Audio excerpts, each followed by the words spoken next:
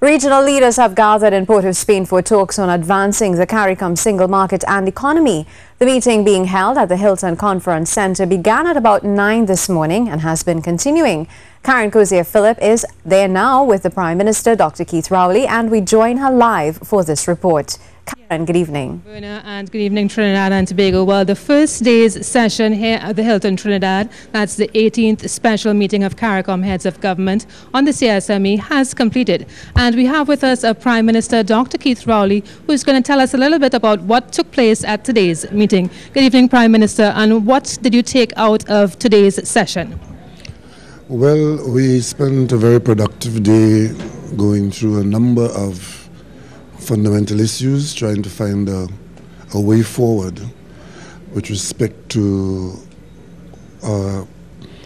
coming up with a formula that would be acceptable to the region. The objective is to have a single market and economy in operation without the difficulties that we face now.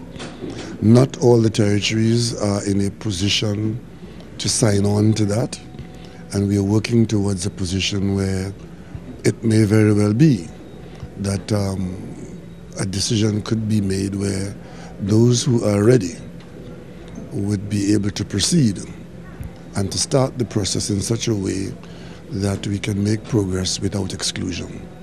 Okay, today you all met with stakeholders from the business sector, labor movement, private entities. How did that go?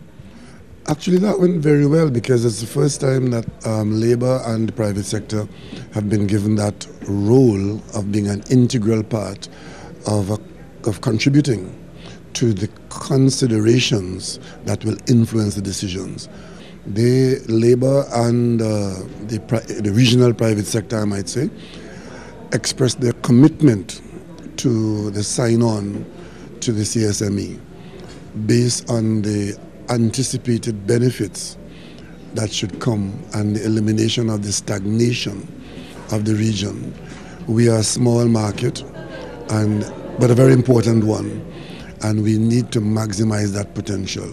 Labor has given a commitment to work with the governments and the private sector towards that accomplishment, and the private sector has also given this commitment to work with labor and the governments towards this impetus of us creating this market space.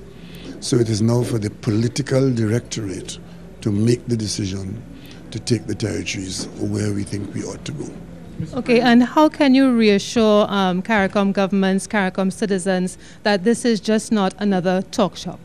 Well, we spent the whole day dealing with that issue because it is quite possible, if we're not careful, that becomes the usual outcome. The reason why we have asked for this special meeting is to evade that very question, because this issue, as you know, was on the table on the front burner, came off in 2011, and Trinidad and Tobago, because it is so important to us, we had it put back on the agenda, and for the last few meetings, it has been doing just that, being tinkered with at the margins, form part of the agenda, and kick the can down to the next meeting. We have requested, and eventually we got this meeting, and we consider this meeting to be a watershed meeting. And so far, the general feeling and the consensus that we're approaching is that we must make some decisions at this meeting. If we fail to do so, what in effect we seem to be signing off on is the inability to have a single market and economy involving all the territories, or at least some of the territories who wish to go in that direction. So I am confident that some significant decision making will take place, because so far nobody wants us to just have another meeting and report an agenda item which has been postponed for some time in the future. On the contrary, most persons who have participated today indicate by territory that we must make some decisions which will have positive consequences in most instances, but we must get away from this fear that we've been carrying for so many decades, that there might be losers and winners, and nobody wants to be in the loser column on anything.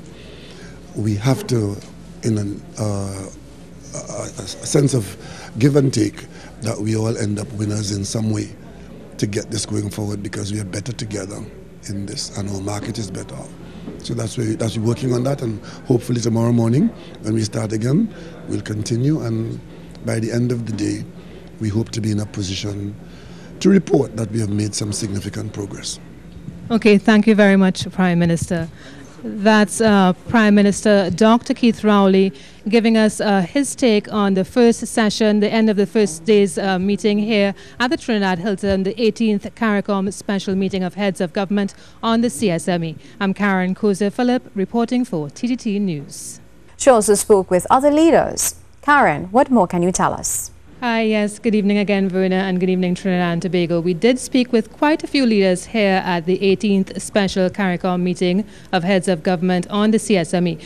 One of those persons was Minister Camilo Gonzalez. He is the Minister of Finance in St. Vincent and the Grenadines.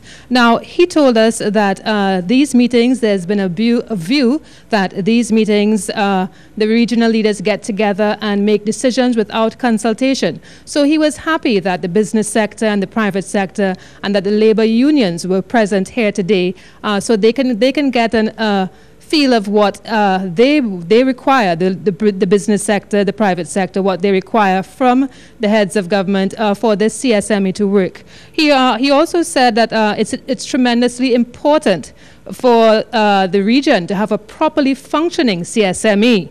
That there have been some challenges and there have been some successes, especially with regards to the Eastern Caribbean and the lesser developed countries.